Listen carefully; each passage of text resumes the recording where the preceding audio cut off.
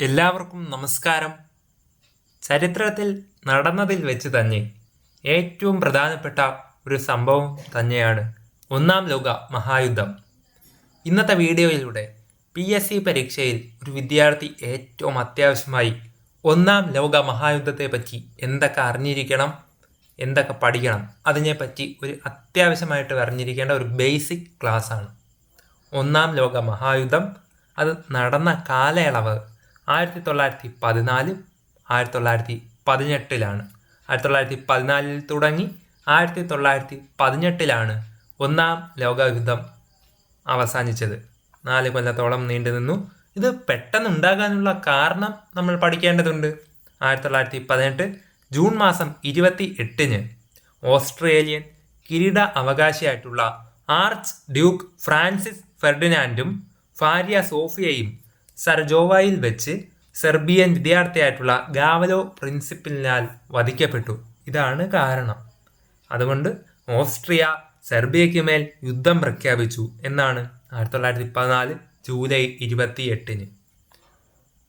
ഇനി യുദ്ധ അവസാനം റഷ്യയും ജർമ്മനിയും 1918 മാർച്ചിൽ ബെസ്റ്റ് ലിറ്റിവോസ്കോഗ് യുദ്ധ വിരാമ സന്ധി ഒപ്പുവെച്ചു. യുദ്ധം 1918 നവംബർ 11 അവസാനിച്ചത്. യുദ്ധം അവസാനിച്ചത് എങ്ങനെയാണ്? റഷ്യയും ജർമ്മനിയും 1918 മാർച്ചിൽ ബെസ്റ്റ് ലിസ്റ്റോ യുദ്ധവിരാമ സന്ധി ഒപ്പുവെച്ചു. അങ്ങനെയാണ് യുദ്ധം അവസാനിക്കാൻ സാധിച്ചത്. വേഴ്സായി ഉടമ്പടി നമ്മൾ പഠിക്കേണ്ടതുണ്ട്. ഇതിനെപ്പറ്റി എല്ലാം നമുക്ക് ഡീറ്റെയിൽ ആയി നോക്കാം. ഇപ്പം ജസ്റ്റ് ഒരു അവെയറായിട്ട് പറഞ്ഞു തന്നേ ഉള്ളൂ, ഒരു വൺ ലൈനറായിട്ട്. വേഴ്സായി ഉടമ്പടി എന്നാ നടന്നത്? 1914 ജൂൺ മാസം 28 ജർമ്മനിയെ ശിക്ഷിക്കുകയും നിരായുധീകരിക്കുകയും ചെയ്തതുകൊണ്ട് ഒപ്പുവെക്കപ്പെട്ട ഒരു ഉടമ്പടിയാണ് വേഴ്സായി ഉടമ്പടി. ഒന്നാം ലോക മഹായുദ്ധത്തിലൂടെ തകർന്ന പ്രധാനപ്പെട്ട രാജവംശങ്ങളാണ് ഹോൻസോൺസൺ, അതായത് ജർമ്മനിയിലുള്ള ഹോഹൻ സൊല്ലറൺ, അതേപോലെ ഹാബ്സബർഗ് ഓസ്ട്രിയ ഹംഗറിയിലുള്ള, അതേപോലെ റോമനോവ് റഷ്യയിൽ നിന്നും, ഓട്ടോമൻ തുർക്കിയിൽ നിന്നുമുള്ള ഓട്ടോമൻ രാജവംശങ്ങളും എല്ലാം തകർന്നിട്ടുണ്ട്. തുർക്കിയിൽ നിന്നുള്ള ഓട്ടോമൻ, റഷ്യയിൽ നിന്നുള്ള റോമനോവ്, ഓസ്ട്രിയ ഹംഗറിയിൽ നിന്നുള്ള ഹാബ്സ്ബർഗ്, അതേപോലെ ജർമ്മനിയിൽ നിന്നുള്ള ഹോഹൻ സൊല്ലർൺ എന്ന് പറഞ്ഞ രാജവംശങ്ങളൊക്കെ ഒന്നാം ലോക മഹായുദ്ധത്തിൽ തകർന്നു പോയിട്ടുണ്ട്. ഒന്നാം ലോക മഹായുദ്ധത്തെ പറ്റി നമുക്ക് ഡീറ്റെയിൽ ആയി നോക്കുമ്പോൾ 1914 ജൂൺ മാസം 28 ഓസ്ട്രിയൻ കിരീടാവകാശിയായിട്ടുള്ള ആർച്ച് ഡ്യൂക്ക് ഫ്രാൻസിസ് ഫെർഡിനാൻഡും ഭാര്യ സോഫിയയും ബോസ്നിയൻ തലസ്ഥാനമായിട്ടുള്ള സരയോവിൽ വെച്ച് വധിക്കപ്പെട്ടു. ഇവരെ വധിച്ച സെർബിയൻ വിദ്യാർത്ഥി ആരാണ്? ഗാവ്രിയോ പ്രിൻസിപ്പ്. നമ്മളിപ്പോൾ നേരത്തെ വായിച്ചേ ഉള്ളൂ. ഗാവ്രിലോ പ്രിൻസിപ്പാണ് ഇവരെ വധിച്ചത്. അങ്ങനെ ഫ്രാൻസിസ് ഫെർഡിനാൻഡിന്റെ കൊലയ്ക്ക് ഉത്തരവാദിയായിട്ടുള്ള സെർബിയയാണെന്ന് ആരോപിച്ചുകൊണ്ട് ഓസ്ട്രിയ സെർബിയയ്ക്ക് മേൽ യുദ്ധം പ്രഖ്യാപിച്ച തീയതി 1914 ജൂലൈ 28. ഒന്നാം ലോക മഹായുദ്ധത്തിൽ 2 പക്ഷത്തിലും പങ്കെടുത്ത രാജ്യം ഇറ്റലിയാണ്. ഒന്നാം ലോക മഹായുദ്ധത്തിൽ 2 പക്ഷത്തും പങ്കെടുത്ത ഒരു രാജ്യമാണ് ഇറ്റലി.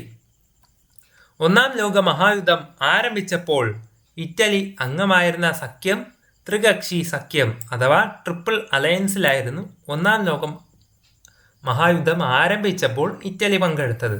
എന്നാൽ ഒന്നാം ലോക മഹായുദ്ധം അവസാനിച്ചപ്പോൾ ഇറ്റലി അംഗമായിരുന്ന സഖ്യം ത്രികക്ഷി സൗഹാർദ്ദ സഖ്യം, അതായത് ട്രിപ്പിൾ എൻറ്റൈറ്റിയിലായിരുന്നു ഒന്നാം ലോക മഹായുദ്ധം അവസാനിച്ചപ്പോൾ ഇറ്റലി പങ്കെടുത്തത്. ഒന്നാം ലോക മഹായുദ്ധത്തിൽ ആദ്യം ആക്രമിച്ച രാജ്യം ഓസ്ട്രിയയാണ് ആദ്യമായി ഒന്നാം ലോക മഹായുദ്ധത്തിൽ ആക്രമിച്ച രാജ്യം. ഒന്നാം ലോക മഹായുദ്ധത്തിൽ ആദ്യം ആക്രമിക്കപ്പെട്ട രാജ്യം സെർബിയയാണ് ഒന്നാം ലോക മഹായുദ്ധത്തിൽ ആദ്യം ആക്രമിക്കപ്പെട്ട രാജ്യം. ഒന്നാം ലോക മഹായുദ്ധത്തിൽ ഏറ്റവും കൂടുതൽ ആൾനാശമുണ്ടായത് ജർമ്മനിക്കാണ്. ഒന്നാം ലോക മഹായുദ്ധത്തിൽ യുദ്ധ ടാങ്കുകൾ ആദ്യമായി ഉപയോഗിച്ചത് ബ്രിട്ടനാണ്. ഒന്നാം ലോക മഹായുദ്ധത്തിൽ യുദ്ധ ടാങ്കുകൾ ആദ്യമായി ഉപയോഗിച്ച രാജ്യം ബ്രിട്ടൻ. ഒന്നാം ലോക മഹായുദ്ധത്തിൽ ജർമ്മനി ഉപയോഗിച്ച രാസ ആയുധങ്ങളാണ് ഫോസ്ജീൻ, ക്ലോറിൻ തുടങ്ങിയ രാസ ആയുധങ്ങൾ ഒന്നാം ലോക മഹായുദ്ധത്തിൽ ജർമ്മനി ഉപയോഗിച്ചു. ജർമ്മൻ സേന ബോട്ട് ഉപയോഗിച്ച് തകർത്ത ബ്രിട്ടീഷ് യാത്രാ കപ്പലാണ് ലുസിറ്റാനിയ. 1915 മെയ്യിൽ ലുസിറ്റാനിയ എന്ന കപ്പലിനെ ജർമ്മൻ സേന ബോട്ട് ഉപയോഗിച്ച് തകർത്തു. ഇതൊരു ബ്രിട്ടീഷ് യാത്രാ കപ്പലാണ് കേട്ടോ. അമേരിക്കയുടെ യുദ്ധപ്രവേശനം 1917 ഏപ്രിൽ 6 കൂടിയാണ്. അമേരിക്ക ആദ്യമായി ഒന്നാം ലോക മഹായുദ്ധത്തിൽ പങ്കെടുത്ത തീയതി 1917 ഏപ്രിൽ 6. 1918 മാർച്ചിൽ റഷ്യയും ജർമ്മനിയും ഒപ്പുവെച്ച യുദ്ധവിരാമ സന്ധിയാണ് ബ്രെസ്റ്റ് ലിത്തോവ്സ്കി സന്ധി, അതായത് ട്രീറ്റി ഓഫ് ബ്രെസ്റ്റ് ലിറ്റോവ്. ഒന്നാം ലോക മഹായുദ്ധം അവസാനിച്ച തീയതി 1918 നവംബർ 11. 1918 നവംബർ 11 ഒന്നാം ലോക മഹായുദ്ധം അവസാനിച്ചത്. വേഴ്സായ് ഉടമ്പടി ഒപ്പുവെച്ച തീയതി 1919 ജൂൺ 28. അത് നമ്മൾ പഠിക്കേണ്ടതുണ്ട്, അത്യാവശ്യമാണ്.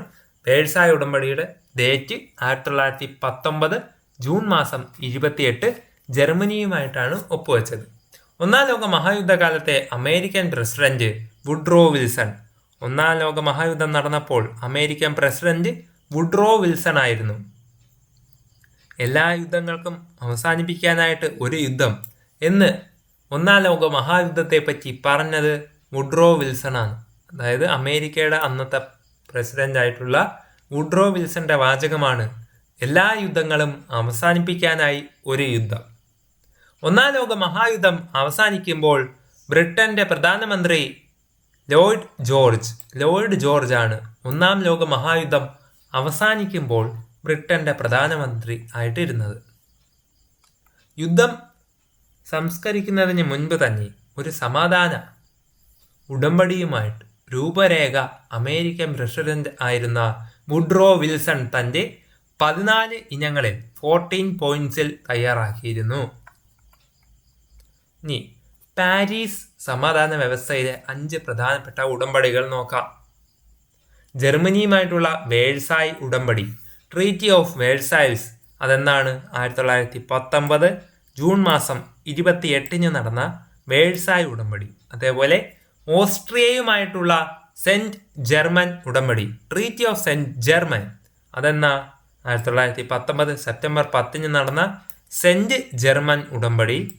അതേപോലെ ബൾഗേറിയയുമായിട്ടുള്ള നെയ് ഉടമ്പടി, ട്രീറ്റി ഓഫ് നെയ്ലി, അത് 1919 നവംബർ മാസം 27 നടന്നത്.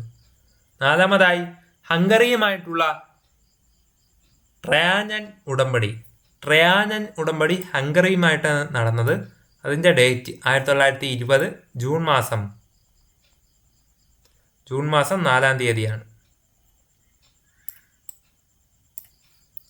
തുർക്കിയുമായിട്ടുള്ള സെവർ ഉടമ്പടി, ട്രീറ്റി ഓഫ് സെവേഴ്സ്, 1920 ആഗസ്റ്റ് 10 നടന്ന തുർക്കിയുമായുള്ള സെവർ ഉടമ്പടിയും ഒന്നാം ലോക മഹായുദ്ധത്തിൽ പാരീസ് സമാധാന വ്യവസ്ഥയിലെ 5 പ്രധാന ഉടമ്പടികളിൽ പെടുന്നു. നമുക്കൊന്നുകൂടെ നോക്കാം.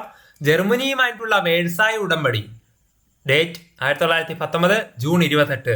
ഓസ്ട്രിയയുമായിട്ടുള്ള സെന്റ് ജർമ്മൻ ഉടമ്പടി, treaty of Saint German, 1919 September 10.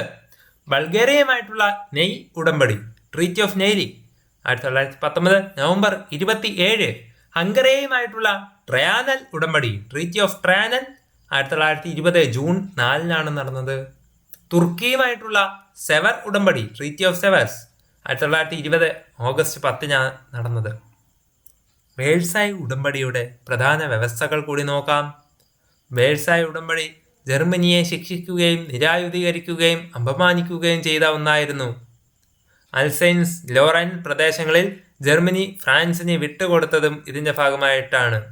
ജർമ്മനിയുടെ പടിഞ്ഞാറേ അതിർത്തിയിൽ പോളണ്ട് എന്ന പുതിയൊരു രാഷ്ട്രം ഇതിൻ്റെ ഭാഗമായി സ്ഥാപിതമായി. ജർമ്മനിയുടെ കോളനികൾ സഖ്യശക്തികൾ പങ്കിട്ടെടുത്തു. കൂടാതെ ജർമ്മനിയെ നിരായുധീകരിക്കുകയും ചെയ്തു. ജർമ്മനിയുടെ സൈനിക ശക്തി 100,000 വെട്ടിക്കുറച്ചു. നാവികസേനയെ പരിമിതപ്പെടുത്തി. മുങ്ങിക്കപ്പൽ, പോർ വിമാനങ്ങൾ, വൻ പീരങ്കികൾ, ടാങ്കുകൾ, വിഷവാതകം എന്നിവ ജർമ്മനി ഉപയോഗിക്കാൻ പാടില്ലെന്ന് വ്യവസ്ഥ ചെയ്യപ്പെട്ടു. യുദ്ധക്കുറ്റം ജർമ്മനിയുടെ മേൽ അടിച്ചേൽപ്പിക്കപ്പെട്ടു. അതിനാൽ വലിയൊരു സംഖ്യ നഷ്ടപരിഹാരമായി ജർമ്മനി സഖ്യശക്തികൾക്ക് നൽകണമെന്ന് വ്യവസ്ഥ ചെയ്തു. ഏകദേശം 33 ബില്യൺ ഡോളേഴ്സാണ് ജർമ്മനിക്ക് ഫൈനായി ചുമത്തിയത്. ഇതവർ സഖ്യശക്തിക്ക് നൽകണമെന്ന്, നഷ്ടപരിഹാരമായി നൽകണമെന്നും പറഞ്ഞു. വേഴ്സായ് ഉടമ്പടിയിലെ പ്രധാനപ്പെട്ട വ്യവസ്ഥകളാണ് പറഞ്ഞത്. എന്തൊക്കെയാണ്? വേഴ്സായ് ഉടമ്പടി ജർമ്മനിയെ ശിക്ഷിക്കുകയും നിരായുധീകരിക്കുകയും അപമാനിക്കുകയും ചെയ്ത ഒന്നായിരുന്നു. അൽസൈൻസ്, ലോറൻസ് എന്നീ പ്രദേശങ്ങൾ ജർമ്മനി ഫ്രാൻസിന് വിട്ടുകൊടുത്തു. ജർമ്മനിയുടെ പടിഞ്ഞാറേ അതിർത്തിയിൽ പോളണ്ട് എന്ന പുതിയൊരു രാഷ്ട്രം സ്ഥാപിതമായി. അതേപോലെ ജർമ്മനിയുടെ കോളനികൾ സഖ്യശക്തികൾ പങ്കിട്ടെടുത്തു. കൂടാതെ ജർമ്മനിയെ നിരായുധീകരിക്കുകയും ചെയ്തു. ജർമ്മനിയുടെ സൈനിക ശക്തി 100,000 വെട്ടിക്കുറച്ചു. നാവികസേനയെ പരിമിതപ്പെടുത്തി. മുങ്ങിക്കപ്പൽ, പോർ വിമാനങ്ങൾ, വൻ പീരങ്കികൾ, ടാങ്കുകൾ, വിഷവാതകം എന്നിവ ജർമ്മനി ഉപയോഗിക്കാൻ പാടില്ലെന്ന് വ്യവസ്ഥ ചെയ്യപ്പെട്ടു. യുദ്ധക്കുറ്റവും ജർമ്മനിയുടെ മേൽ അടിച്ചേൽപ്പിക്കപ്പെട്ടു. അതിനാൽ വലിയൊരു സംഖ്യ നഷ്ടപരിഹാരമായിട്ട് ജർമ്മനി സഖ്യശക്തികൾക്ക് നൽകണമെന്ന് വ്യവസ്ഥ ചെയ്തു. 33 ബില്യൺ ഡോളറോളം നൽകി. വേഴ്സായ് സന്ധിയിലെ വ്യവസ്ഥകൾ പാലിക്കുന്നുണ്ടെന്ന് ഉറപ്പുവരുത്താൻ റൈൻ നദിയുടെ പടിഞ്ഞാറുള്ള ജർമ്മൻ പ്രദേശം 15 വർഷത്തേക്ക് സഖ്യരാഷ്ട്രങ്ങളെ നിയന്ത്രണത്തിലാക്കാൻ തീരുമാനിച്ചു. ഇതെല്ലാം സംഭവിച്ചിട്ടുണ്ട്. അടുത്തത് സാമ്രാജ്യത്വവും തീവ്രദേശീയതയും എന്താണെന്ന് നോക്കുമ്പോൾ, ഒരു രാജ്യം മറ്റൊരു രാജ്യത്തിന് മേൽ സ്ഥാപിക്കുന്ന രാഷ്ട്രീയ, സാമ്പത്തിക, സാംസ്കാരിക ആധിപത്യത്തെയാണ് സാമ്രാജ്യത്വം എന്ന് പറയുന്നത്. എന്താണ്? ഒരു രാജ്യം മറ്റൊരു രാജ്യത്തിന് മേൽ സ്ഥാപിക്കുന്ന രാഷ്ട്രീയ, സാമ്പത്തിക, സാംസ്കാരികമായിട്ടുള്ള ആധിപത്യത്തെയാണ് സാമ്രാജ്യത്വം എന്ന് പറയുന്നത്. സാമ്രാജ്യത്വ ശക്തികൾ തമ്മിലുള്ള തർക്കങ്ങളാണ് ഒന്നാം ലോക മഹായുദ്ധത്തിലേക്ക് നയിച്ചത്. സാമ്രാജ്യത്വ ശക്തികൾ തമ്മിലുള്ള തർക്കം കൊണ്ടാണ് ഒന്നാം ലോക മഹായുദ്ധം സംഭവിച്ചത് തന്നെ. മറ്റ് രാജ്യങ്ങളെയും അവരുടെ കൈവശമുള്ള പ്രദേശങ്ങളെയും കീഴടക്കുന്നതിനുള്ള മാർഗമെന്ന നിലയിൽ യൂറോപ്യൻ രാജ്യങ്ങൾ ദേശീയതയെ ഉപയോഗിച്ചു. ഇത് തീവ്രദേശീയത എന്നറിയപ്പെടുന്നു. എന്താണ് തീവ്രദേശീയത? മറ്റ് രാജ്യങ്ങളെയും അവരുടെ കൈവശമുള്ള പ്രദേശങ്ങളെയും കീഴടക്കുന്നതിനുള്ള മാർഗമെന്ന നിലയിൽ യൂറോപ്യൻ രാജ്യങ്ങൾ ദേശീയതയെ ഉപയോഗിച്ചു. ഇതിനെ തീവ്രദേശീയത എന്ന് അറിയപ്പെടുന്നു. തീവ്രദേശീയതയിൽ അധിഷ്ഠിതമായി രൂപം കൊണ്ട പ്രധാന പ്രസ്ഥാനങ്ങളിൽ ഒന്നാണ് പാൻ സ്ലാവിക് അല്ലെങ്കിൽ അഖില സ്ലാവിക് പ്രസ്ഥാനം. പാൻ സ്ലാവിക് പ്രസ്ഥാനം തീവ്രദേശീയതയിൽ നിന്നും രൂപം കൊണ്ടുവന്ന ഒരു പ്രസ്ഥാനമാണ്. ഇതെവിടാണ്? കിഴക്കൻ യൂറോപ്പിലെ സെർബിയ, ഗ്രീസ് തുടങ്ങിയ രാജ്യങ്ങളിലെ സ്ലാവിക് വംശജരെ തങ്ങളുടെ നേതൃത്വത്തിൽ ഏകീകരിക്കാനായിട്ട് റഷ്യ ആഗ്രഹിച്ചു. അതിനായി റഷ്യൻ സഹായത്തോടെ രൂപീകരിക്കപ്പെട്ട ഒരു പ്രസ്ഥാനമാണ് പാൻ സ്ലാവിക് അല്ലെങ്കിൽ അഖില സ്ലാവിക് പ്രസ്ഥാനം. എന്താണ്? കിഴക്കൻ യൂറോപ്പിലുള്ള സെർബിയ, ഗ്രീസ് തുടങ്ങിയ രാജ്യങ്ങളിലെ സ്ലാവിക് വംശജരെ തങ്ങളുടെ നേതൃത്വത്തിൽ ഏകീകരിക്കാൻ റഷ്യ ആഗ്രഹിച്ചു. അതിനായിട്ട് റഷ്യൻ സഹായത്തോടെ രൂപീകരിക്കപ്പെട്ട ഒരു പ്രസ്ഥാനമാണ് പാൻ സ്ലാവിക് പ്രസ്ഥാനം. രണ്ടാമതായി പാൻ ജർമ്മൻ പ്രസ്ഥാനം, അതായത് അഖില ജർമ്മൻ പ്രസ്ഥാനത്തെക്കുറിച്ച് നോക്കുമ്പോൾ, മധ്യ യൂറോപ്പിലും ബാൽക്കൺ മേഖലയിലും സ്വാധീനം ഉറപ്പാക്കുന്നതിനായിട്ട് ട്യൂട്ടോണിക് വർഗക്കാരെ ഏകോപിപ്പിക്കാൻ വേണ്ടി ജർമ്മനിയുടെ നേതൃത്വത്തിൽ ആരംഭിച്ച ഒരു പ്രസ്ഥാനമാണ് പാൻ ജർമ്മൻ പ്രസ്ഥാനം. മധ്യ യൂറോപ്പിലും ബാൽക്കൺ മേഖലയിലും സ്വാധീനം ഉറപ്പാക്കുന്നതിനായി ട്യൂട്ടോണിക് വർഗക്കാരെ ഏകോപിപ്പിക്കാൻ ജർമ്മനിയുടെ നേതൃത്വത്തിൽ ആരംഭിച്ച പ്രസ്ഥാനമാണ് പാൻ ജർമ്മൻ പ്രസ്ഥാനം. അടുത്തതായി പ്രതികാര പ്രസ്ഥാനം. 1871 ജർമ്മനി ഫ്രാൻസിന്റെ പക്കൽ നിന്നും അൽസൈൻസ്, ലോറൻസ് എന്നീ പ്രദേശങ്ങൾ കൈവശപ്പെടുത്തി. ഇത് തിരികെ പിടിക്കുന്നതിനായി ഫ്രാൻസിന്റെ നേതൃത്വത്തിൽ ആരംഭിച്ച ഒരു പ്രസ്ഥാനമാണ് പ്രതികാര പ്രസ്ഥാനം. പ്രതികാര പ്രസ്ഥാനത്തിന്റെ വർഷം മറക്കല് 1871. ഇത് ജർമ്മനി ഫ്രാൻസിന്റെ പക്കൽ നിന്നും അൽസൈൻസ്, ലോറൻസ് പ്രദേശങ്ങൾ കൈവശപ്പെടുത്തി. ഇത് തിരികെ പിടിക്കുന്നതിനായിട്ട് ഫ്രാൻസിന്റെ നേതൃത്വത്തിൽ ആരംഭിച്ച ഒരു പ്രസ്ഥാനമാണ് പ്രതികാര പ്രസ്ഥാനം. പ്രധാനപ്പെട്ട ലോക പ്രതിസന്ധികൾ അതിലൊന്നാണ് 1905 ഒന്നാം മൊറോക്കൻ പ്രതിസന്ധി, ഫസ്റ്റ് മൊറോക്കൻ ക്രൈസിസ്. ഒന്നാം മൊറോക്കൻ പ്രതിസന്ധി ആഫ്രിക്കയിലെ മൊറോക്കോയിൽ ഫ്രാൻസിനും ജർമ്മനിക്കും താല്പര്യമുണ്ടായിരുന്നു. 1904 ബ്രിട്ടനും ഫ്രാൻസും തമ്മിൽ ഒപ്പിട്ട ഒരു രഹസ്യമായിട്ടുള്ള മൊറോക്കൻ സന്ധി അനുസരിച്ച് മൊറോക്കയിൽ ഫ്രാൻസിന്റെ ആധിപത്യം ബ്രിട്ടൻ അംഗീകരിച്ചു. എന്നാൽ ജർമ്മനി ഇത് അംഗീകരിക്കാത്തതിനെ തുടർന്നുണ്ടായ ഒരു കലഹമാണ് ഒന്നാം മൊറോക്കൻ പ്രതിസന്ധി എന്നറിയപ്പെടുന്നത്. എങ്ങനെയാണ് സംഭവിച്ചത്? ആഫ്രിക്കയിലെ മൊറോക്കോയിൽ ഫ്രാൻസിനും ജർമ്മനിക്കും താല്പര്യമുണ്ടായിരുന്നു. 1904 ബ്രിട്ടനും ഫ്രാൻസും തമ്മിൽ ഒപ്പിട്ട ഒരു രഹസ്യ മൊറോക്കൻ സന്ധി അനുസരിച്ച് മൊറോക്കോയിൽ ഫ്രാൻസിന്റെ ആധിപത്യം ബ്രിട്ടൻ അംഗീകരിച്ചു. എന്നാൽ ജർമ്മനി ഇത് അംഗീകരിക്കാത്തതിനെ തുടർന്നുണ്ടായ കലഹത്തെയാണ് ഒന്നാം മൊറോക്കൻ പ്രതിസന്ധി എന്ന് പറയുന്നത്.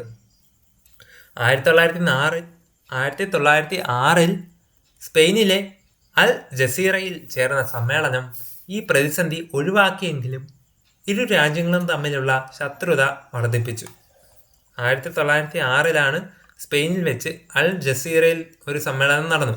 ഈ ഒരു പ്രതിസന്ധി ഒഴിവാക്കാൻ ഇത് സാധിച്ചെങ്കിലും ഇരു രാജ്യങ്ങളും തമ്മിലുള്ള ശത്രുത ഇത് വർദ്ധിപ്പിച്ചിട്ടുണ്ട്.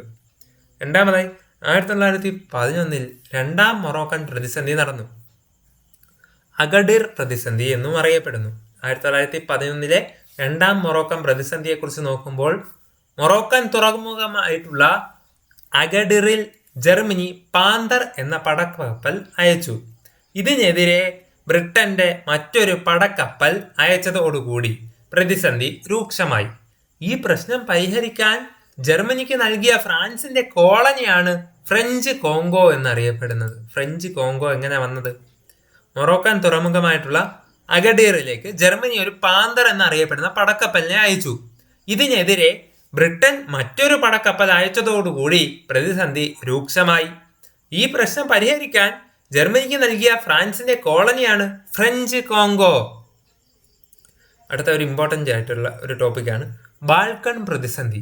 1911-12 വർഷങ്ങളിൽ നടന്ന ബാൾക്കൺ പ്രതിസന്ധിയെക്കുറിച്ച് നോക്കുമ്പോൾ ഓട്ടോമൻ തുർക്കിയുടെ സാമ്രാജ്യത്വത്തിന്റെ ഭാഗമായിരുന്ന മേഖലയാണ് ബാൾക്കൺ മേഖല. 1912 ബാൾക്കൺ സഖ്യം, അതായത് സെർബിയ, ഗ്രീസ്, മോണ്ടിനിഗ്രോ, ബൾഗേറിയ തുർക്കിയെ പരാജയപ്പെടുത്തി. എന്നാൽ യുദ്ധ നേട്ടങ്ങൾ പങ്കിട്ടെടുക്കുന്നതിൽ ഉണ്ടായ അഭിപ്രായ വ്യത്യാസം ബാൾക്കൺ രാഷ്ട്രങ്ങൾ തമ്മിലുള്ള യുദ്ധങ്ങൾക്ക് കാരണമായി. ബാൾക്കൺ പ്രദേശങ്ങൾ ആധിപത്യം ഉറപ്പാക്കാൻ സെർബിയയെ റഷ്യയും ഓസ്ട്രിയയും ജർമ്മനിയും സഹായിച്ചു. ബാൾക്കൺ പ്രതിസന്ധി എന്ന് വെച്ചാൽ എന്താണ് മനസ്സിലായോ?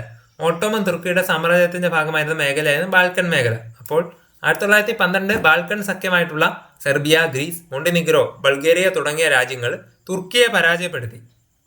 തുർക്കിയാണ് പരാജയപ്പെടുത്തിയത്. എന്നാൽ യുദ്ധ നേട്ടങ്ങൾ പങ്കിട്ടെടുക്കുന്നതിൽ ഉണ്ടായ അഭിപ്രായ വ്യത്യാസം ബാൾക്കൻ രാഷ്ട്രങ്ങൾ തമ്മിലുള്ള യുദ്ധങ്ങൾക്ക് കാരണമായി. ബാൾക്കൻ പ്രദേശത്ത് ആധിപത്യം ഉറപ്പാക്കാൻ സെർബിയയെ റഷ്യയും ഓസ്ട്രിയയും ജർമ്മനിയും സഹായിച്ചു. രഹസ്യ ധാരണകളെ അടിസ്ഥാനമാക്കിയിട്ടുള്ള സൈനിക സഖ്യങ്ങളുടെ രൂപീകരണത്തിന് തുടക്കം കുറിച്ചത് ബിസ്മാർക്കാണ്. രഹസ്യ ധാരണയുടെ അടിസ്ഥാനമാക്കിയുള്ള സൈനിക സഖ്യങ്ങളുടെ രൂപീകരണത്തിന് തുടക്കം കുറിച്ചത് ബിസ്മാർക്കാണ്. യുദ്ധവുമായി ബന്ധപ്പെട്ട സാഹിത്യവും സിനിമകളെയും കുറിച്ച് പെട്ടെന്ന് നോക്കുമ്പോൾ ഒന്നാം ലോക മഹായുദ്ധവുമായി ബന്ധപ്പെട്ട് പ്രശസ്ത കൃതിയാണ് the great illusion. The great illusion എന്ന പ്രശസ്ത കൃതി രചിച്ചത് സർ നോർമൻ ഏഞ്ചൽ ആണ്. ബ്രിട്ടനിൽ നിന്നുമുള്ള സർ നോർമൻ ഏഞ്ചൽ, അദ്ദേഹം രചിച്ചതാണ് ദ ഗ്രേറ്റ് ഇല്യൂഷൻ എന്ന ഒന്നാം ലോക മഹായുദ്ധവുമായി ബന്ധപ്പെട്ട ഒരു പ്രശസ്ത കൃതി. യുദ്ധം കൊണ്ട് ആരും ഒന്നും നേടുന്നില്ല എന്ന് ഈ കൃതി വ്യക്തമാക്കുന്നു. ദ ഗ്രേറ്റ് ഇല്യൂഷൻ എന്താണ് പറയുന്നത്? യുദ്ധം കൊണ്ട് ആരും ഒന്നും തന്നെ നേടുന്നില്ല. ഒന്നാം ലോക മഹായുദ്ധത്തിൽ ഫ്രഞ്ച് തടവുകാരുടെ കഥ പറയുന്ന ഒരു ചലച്ചിത്രം ഇറങ്ങി. അതാണ് ഗ്രാൻഡ് ഇല്യൂഷൻ. ഇപ്പം നമ്മൾ പഠിച്ച ഗ്രാൻഡ് ഇല്യൂഷൻ എന്ന ഒരു ചലച്ചിത്രം ഇറങ്ങിയിട്ടുണ്ട്. അതിൻ്റെ സംവിധായകൻ രാങ് റെന്യുവോ എഴുതിയ ആണ് ഈ ഒരു സിനിമയുടെ സംവിധാനം ചെയ്തത്. മറ്റ് പ്രധാനപ്പെട്ട സിനിമകളാണ് All Quiet on the Western Front, അത് ലെവിസ് മൈൽസ്റ്റോണിൻ്റെയാണ്. അതേപോലെ പാൾസ് ഓഫ് ഗ്ലോറി, അത് സ്റ്റാൻലി കുബ്രിക് ആണ് സംവിധാനം ചെയ്തത്. എന്തൊക്കെയാണ് മറ്റ് പ്രധാനപ്പെട്ട സിനിമയായിട്ട് വരുന്നത്? All Quiet on the Western Front, Lewin മൈൽ സ്റ്റോണിൻ്റെയാണ് സംവിധാനം. അതേപോലെ പാൾസ് ഓഫ് ഗ്ലോറി സ്റ്റാൻലി കുബ്രിക്കാണ് സംവിധാനം ചെയ്തത്. ഒന്നാം ലോക മഹായുദ്ധാനന്തരം അവസാനിച്ച പ്രധാനപ്പെട്ട രാജവംശങ്ങളെ നമ്മൾ നേരത്തെ പറഞ്ഞിരുന്നു. അവരേതൊക്കെയാണ്? ഹോഹൻസോലൻ രാജവംശം ജർമ്മനിയിൽ നിന്നുമുള്ളതാണ്. ജർമ്മൻ സാമ്രാജ്യം ഭരിച്ചിരുന്ന ഈ രാജവംശത്തിലെ അവസാന ചക്രവർത്തി കൈസർ വിൽഹം രണ്ടാമൻ ആയിരുന്നു. 1918 നവംബറിൽ വിപ്ലവത്തെ തുടർന്ന് അദ്ദേഹം അധികാരമൊഴിഞ്ഞതോടുകൂടി ജർമ്മനി ഒരു റിപ്പബ്ലിക്കായിട്ട് മാറി. അപ്പം ആദ്യമായി അവസാനിച്ചത് ഒന്നാം ലോക മഹായുദ്ധാനന്തരം അവസാനിച്ച പ്രധാനപ്പെട്ട രാജവംശങ്ങളിൽ ഒന്നാണ് ഹോഹൻസോല്ലൻ രാജവംശം, ജർമ്മനിയിലുള്ളതാണ്. രണ്ടാമതായി ഹാബ്സ്ബർഗ് രാജവംശം ഓസ്ട്രിയ, ഹംഗറി എന്നിവയിലാണ് ഉള്ളത്. യുദ്ധത്തിലെ പരാജയത്തോടുകൂടി ഈ സാമ്രാജ്യം തകർന്നു. അവസാനത്തെ ചക്രവർത്തിയായിട്ടുള്ളത് ചാൾസ് ഒന്നാമനാണ് ഇതിലെ അവസാന ചക്രവർത്തിയായിരുന്നത്. ചാൾസ് ഒന്നാമൻ അധികാരം ഉപേക്ഷിക്കാൻ നിർബന്ധിതൻ ആവുകയും ഓസ്ട്രിയ, ഹംഗറി എന്നീ സ്വതന്ത്ര റിപ്പബ്ലിക്കുകൾ രൂപീകരിക്കപ്പെടുകയും ചെയ്തു. ഓസ്ട്രിയ ഹംഗറിയിലെ രാജവംശമാണ് ഹാബ്സ്ബർഗ് രാജവംശം. അടുത്തതായി റോമനോവ് രാജവംശം, റഷ്യയിൽ നിന്നുമുള്ള റോമനോവ് രാജവംശം. 1917 റഷ്യൻ വിപ്ലവത്തെ തുടർന്ന് സാർ ചക്രവർത്തി നിക്കോളസ് രണ്ടാമൻ അധികാരം ഒഴിഞ്ഞു. പിന്നീട് ബോൾഷെവിക്കുകൾ കമ്മ്യൂണിസ്റ്റ് ഭരണം സ്ഥാപിച്ചു. സാർ ചക്രവർത്തി നിക്കോളസ് രണ്ടാമൻ അധികാരം ഒഴിഞ്ഞതിനെ തുടർന്നാണ് റോമനോവ് രാജവംശം പരാജയപ്പെട്ട് പുറത്തായിപ്പോയത്. രാജവംശം തകർന്നതിൻ്റെ കാരണം എന്താണ്? ആ സാർ ചക്രവർത്തിയുടെ നിക്കോളാസ് രണ്ടാമൻ്റെ അധികാരം ഒഴിഞ്ഞതോടുകൂടി. പിന്നീട് ബോൾഷെവിക്കുകൾ കമ്മ്യൂണിസ്റ്റ് ഭരണം സ്ഥാപിച്ചിട്ടുണ്ട്. ഓട്ടോമൻ രാജവംശം, ഓട്ടോമൻ സാമ്രാജ്യത്തെക്കുറിച്ച് നോക്കുമ്പോൾ യുദ്ധാനന്തരം ചിഹ്ന ഭിന്നമായി പോയ ഒരു സാമ്രാജ്യമാണ് ഓട്ടോമൻ സാമ്രാജ്യം. അവസാന സുൽത്താനെ നാട് കടത്തപ്പെടുകയും ചെയ്തത് മുസ്തഫ കൈമാൾ അത്താതുർക്കിയുടെ നേതൃത്വത്തിൽ ആധുനിക തുർക്കി റിപ്പബ്ലിക് രൂപീകരിക്കപ്പെടുകയും ചെയ്തു. അവസാന സുൽത്താനായി നാട് കടത്തപ്പെടുകയും മുസ്തഫ കൈമൽ അത്താതുർക്കിയെ അദ്ദേഹത്തിൻ്റെ നേതൃത്വത്തിൽ ആധുനിക തുർക്കി റിപ്പബ്ലിക്കായിട്ട് രൂപീകരിക്കപ്പെടുകയും ചെയ്തു. സോ ഫ്രണ്ട്സ്, ഇതോടുകൂടി ഒന്നാം ലോക മഹായുദ്ധം എന്ന ഈ ഒരു വലിയ ടോപ്പിക് ഇവിടെ പൂർണ്ണമാകുന്നു. നിങ്ങൾക്ക് ഈ വീഡിയോ ഇഷ്ടപ്പെട്ടെങ്കിൽ ലൈക്ക് ചെയ്യാനും നിങ്ങളുടെ അഭിപ്രായങ്ങളും നിർദ്ദേശങ്ങളും ഇനി നിങ്ങൾക്ക് വേണമെന്ന് ആഗ്രഹമുള്ള ടോപ്പിക്സുമൊക്കെ എന്നെ ജസ്റ്റ് ഒന്ന് കമൻ്റായിട്ട് രേഖപ്പെടുത്തി അറിയിക്കാനും നിങ്ങൾ മറക്കരുതേ. ഇതുപോലുള്ള കൂടുതൽ PSC related topic wise content വീഡിയോസിനും മറ്റ് റാങ്ക് ഫയൽ എക്സ്പ്ലനേഷനുമൊക്കെ നിങ്ങൾക്ക് ലഭിക്കണമെങ്കിൽ നിങ്ങൾ ഇതുവരെയും എൻ്റെ ചാനൽ സബ്സ്ക്രൈബ് ചെയ്തിട്ടില്ലെങ്കിൽ ഇപ്പോൾ തന്നെ ചാനൽ സബ്സ്ക്രൈബ് ചെയ്ത് തുടർന്ന് കാണുന്ന ബെൽ ബട്ടൺ കൂടി ആൾ എനേബിൾ ചെയ്ത് വെച്ചേക്കുക. കൂടുതൽ വീഡിയോസുമായിട്ട് ഞാൻ വീണ്ടും വരുന്നതാണ്. ഏവർക്കും നന്ദി, നമസ്കാരം.